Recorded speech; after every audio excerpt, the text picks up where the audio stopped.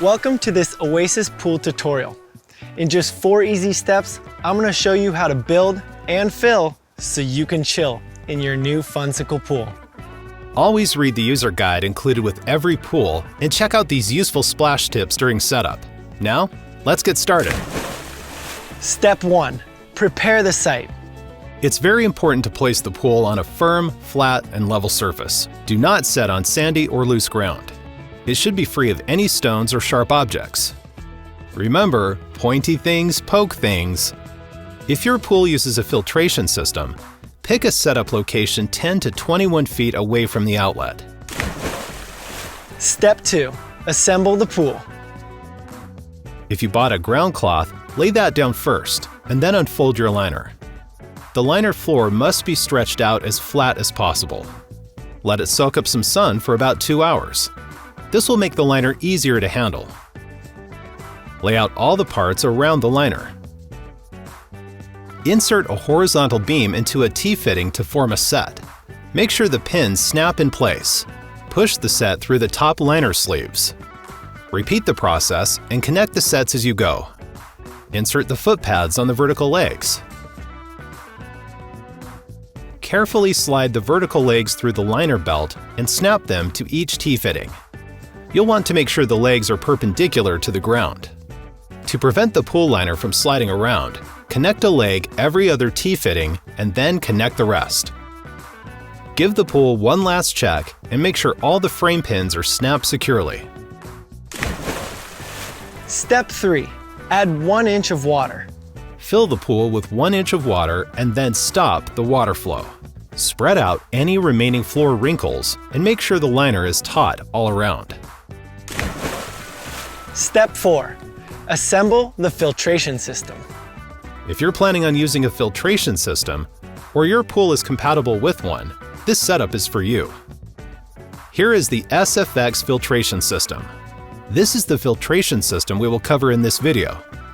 For all other filtration system setups, refer to your user guide or watch our other videos. Locate the inlet and outlet holes on your pool and insert the suction fittings and return fittings. Disassemble the skimmer seal ring and re-thread it onto the skimmer through the wall opening. There are 2 types of returning fittings, one with the JetMaxx aeration fitting, one without. Check which type of fitting is included with your filtration system and continue the setup. For filtration systems with the JetMaxx aeration fitting, insert the JetMaxx fitting with a gasket from the outside of the pool.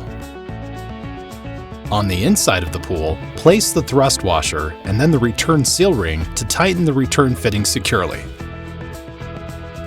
For filtration systems without the JetMaxx aeration fitting, follow these steps. Disassemble the return fitting assembly from the inside of the pool. Insert the fitting with a fitting gasket. On the outside of the pool, place the thrust washer on the fitting followed by the fitting nut. Fitting nut can be hand tightened.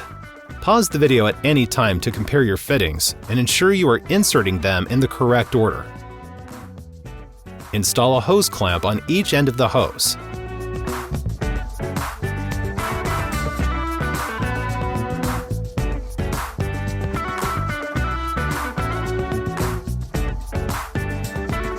Attach one end of the hose to the skimmer and the other end to the return fitting. Slide the hose end over the O-ring on the fittings, making sure to tighten the hose clamp directly over the O-ring. Continue filling your pool.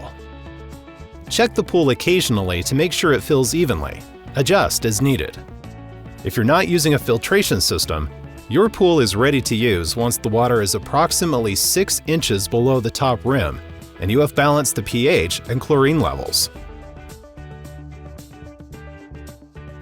If you are using an SFX, you can now insert the rest of the canister parts. This is a GFCI power cord.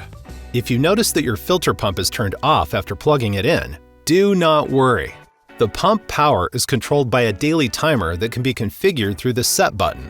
Refer to the user guide for instructions. Lastly, use a pool test strip to ensure the pH and chlorine levels are in a healthy range. Now we're all set for some fun in the sun.